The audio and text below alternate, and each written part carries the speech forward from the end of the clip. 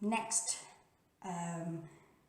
tombstone is multiple tombstones, and they're unique in the sense that they are at the bottom of the ocean, purposely, so they haven't just been thrown in, whatever, it was designed that way. And it's a memorial, basically. It's called the Tazacourt Martyrs Memorial, and basically it was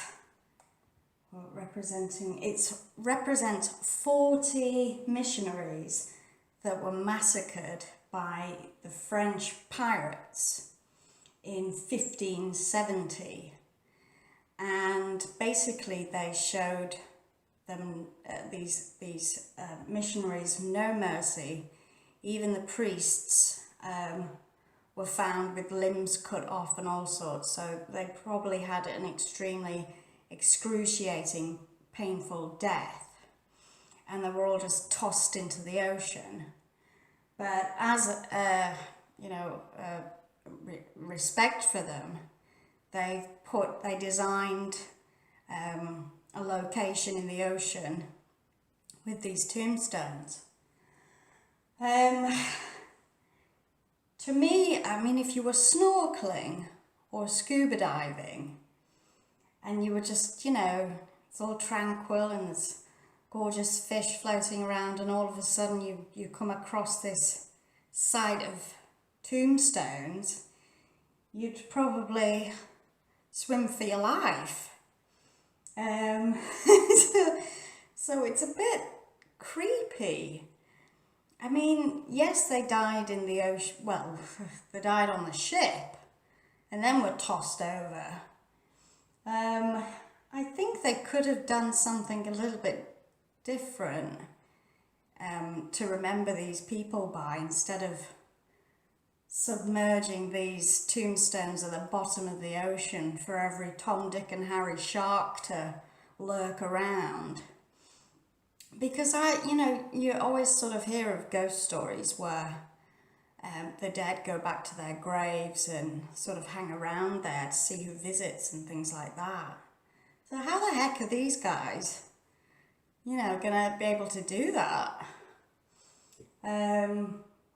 Yeah, so it's a really surreal memorial location, but quite interesting at the same time. You would never expect that people that die at sea, that somebody actually goes back to that location and plonks a tombstone in the ocean for them. So yeah, it's a really weird one that I came across and thought, God, that's, I presume that they didn't find the bodies and then bury them under the sand and then put the tomb. I presume that it's just tombstones to represent them all, because the sea life would just devour them anyway. So again, that would be gross.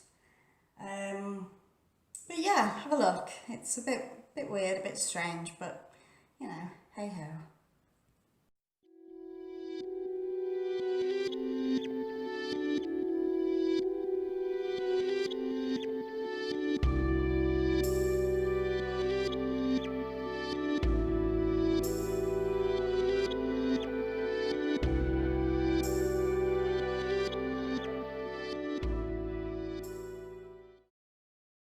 Hey guys.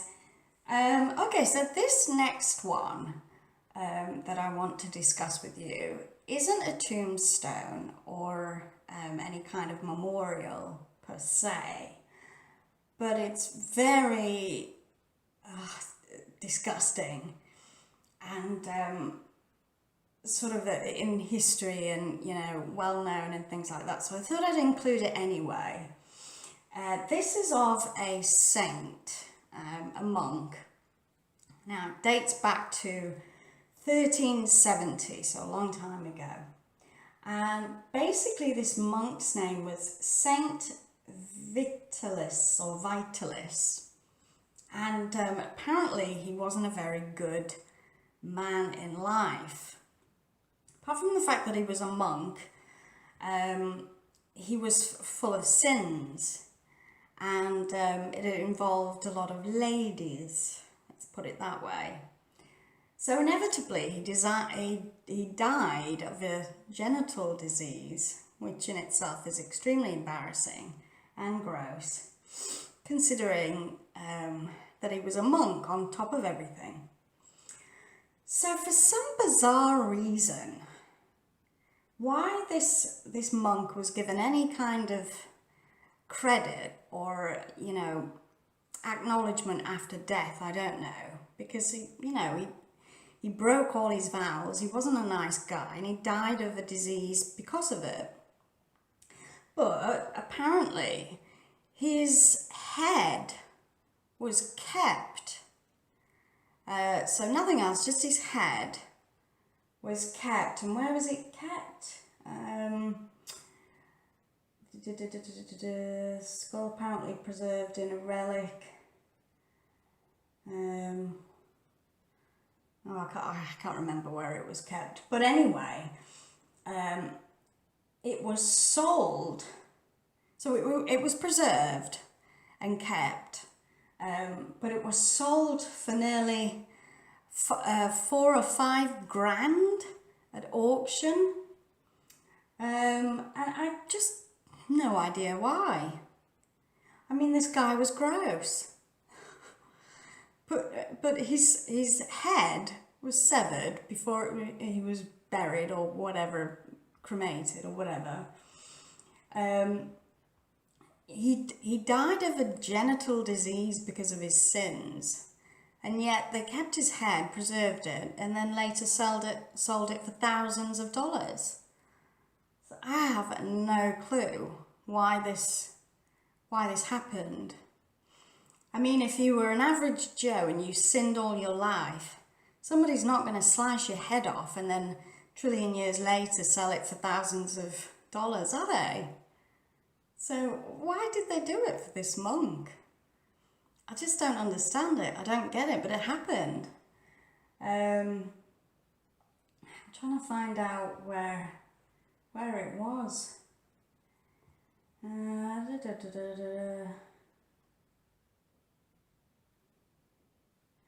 Well, yeah.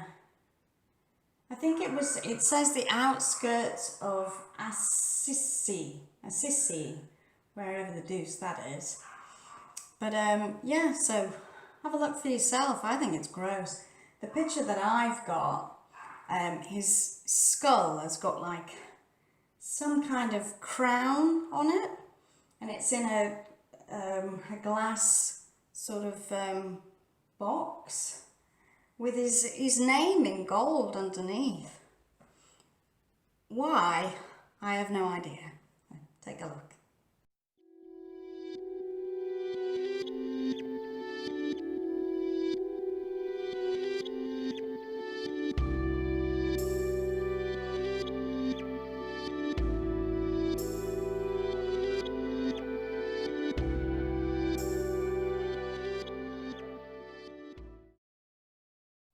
Hey again. I'm going to keep this one very brief because there's not a great deal of information about it, but it's still very unique in the fact that it's not just your average tombstone. This one is in Boston, and it's a type of sculpture. It's not a sculpture of an actual person or anything like that, but it's of a bed. It's a child's bed. Apparently a child died, and the family decided to make a tombstone of his or hers bed. Now, 2 strange things about that is it's a bed. The first one is it's a bed. The second one is the sheets are rolled down. So the sculpture is of this bed, and the sheets are rolled down to the bottom. There's one pillow at the top, which has an indentation in it.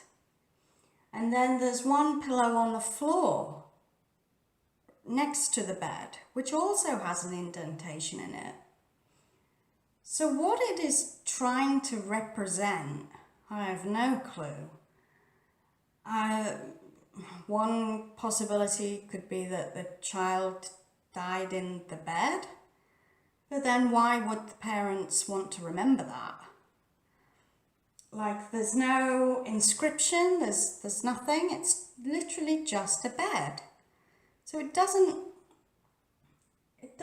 sort of capture somebody's life or have any kind of memory to look back on if you want to go and visit.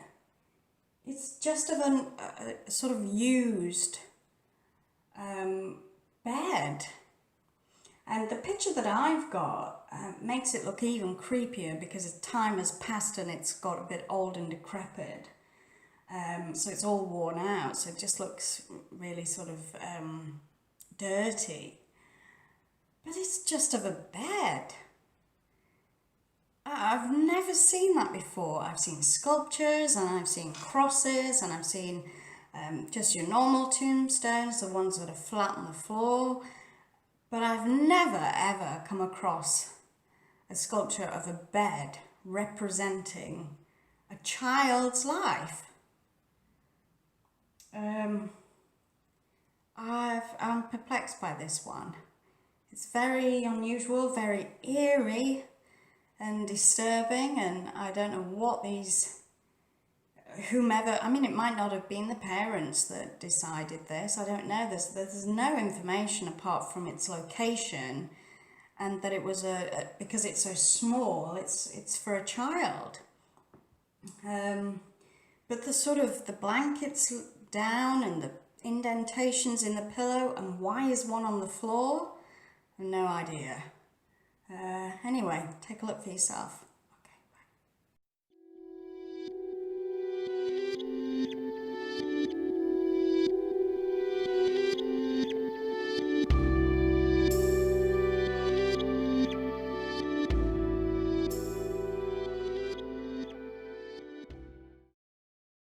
Hey guys, so this is going to be the last tombstone that I discuss on this video compilation.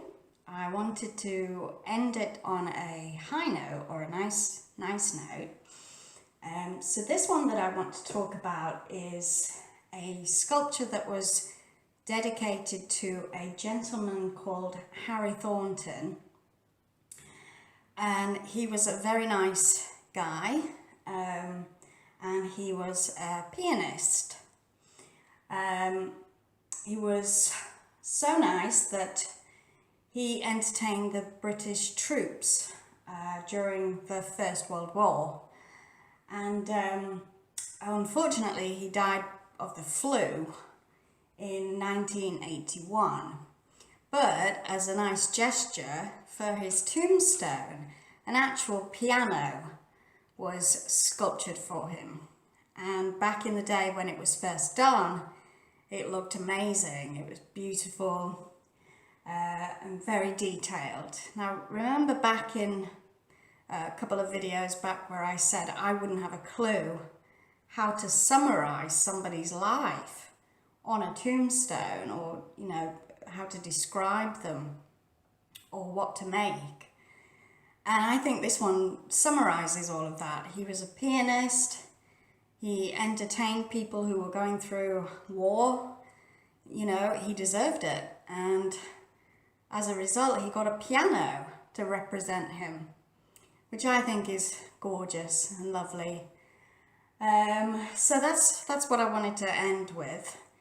So, in my opinion, I think a tombstone should be really thought of care if you want to be buried, that maybe not leave it to chance, for somebody else to deal with. If you have something in particular in mind, like what you love to do in life. So you know, if you're a singer, maybe a microphone, you know, just something more, something that represents who you were in life, not death, but in life. So I think this piece is lovely to finish with. Unfortunately though, the picture that I have is one that was taken ages later, so it's all decrepit from the weather and looks a bit creepy. But forget that, just try and imagine it just as a really nice piano. And that's it from me. I hope you've enjoyed this. If you have any comments to make, please do so, leave them below, and I'll try and reply as soon as I can. Okay, take care, bye for now.